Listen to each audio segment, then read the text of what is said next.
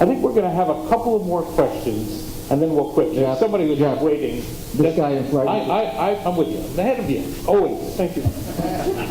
Jeff, I want to thank you. These discussions always bring out interesting questions from the audience and bring out a lot of ideas.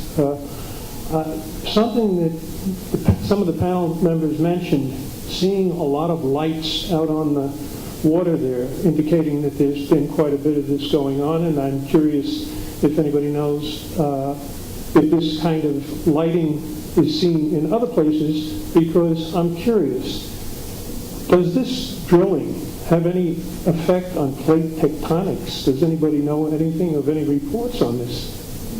No. No, you don't know. This mic is off? No, it doesn't. One last question for Abby on Abby's side.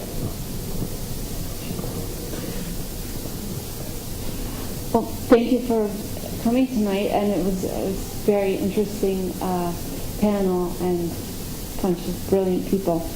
I guess I have a few comments. Some of them relate to Dr. Safina's things I've seen you speak about, ocean zoning, and I guess one was curious about the status of that, especially as it relates to the leasing of bottomlands in the country.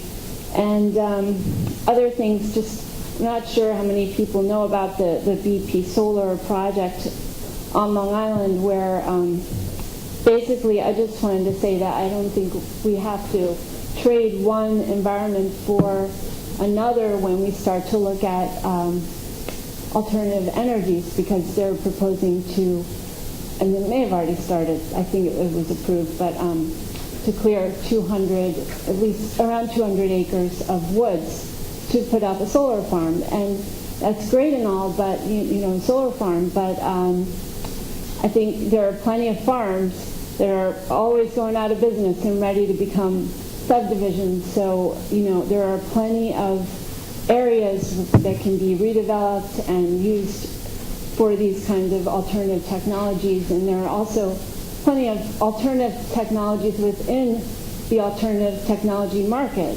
There are many different kinds of wind towers that they don't need to be enormous. They can be on the side of a building. And so basically we just need to be cautious when we're considering and keep asking questions about the new technologies as well, as much as we need them to come into play. And as far as, and this is something that I saw Dr. Safina on TV talk about, we don't really have to accept, such low mileage standards. I mean, we're probably going to keep driving cars for a long time using fuel, but I heard something about 2 gallon per mile increase in standard in like 20 years. And that just seems unacceptable. And we all know the lobbies for, the oil and gas and car industries and everything. So anyway,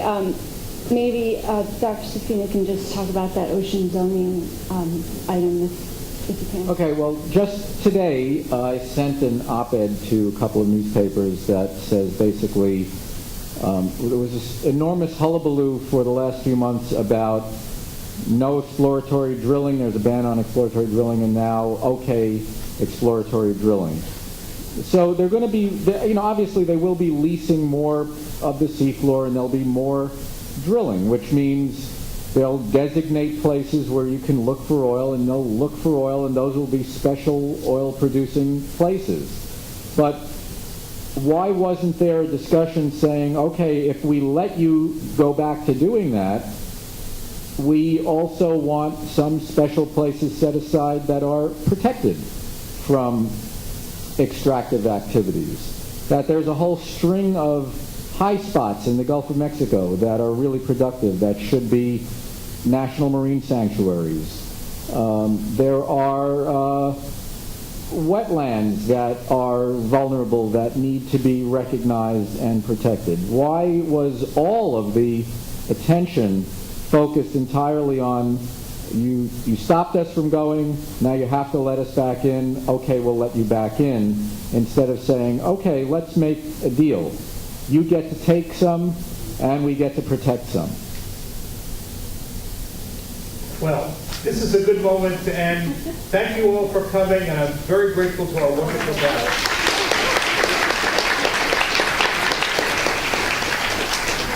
Thank you.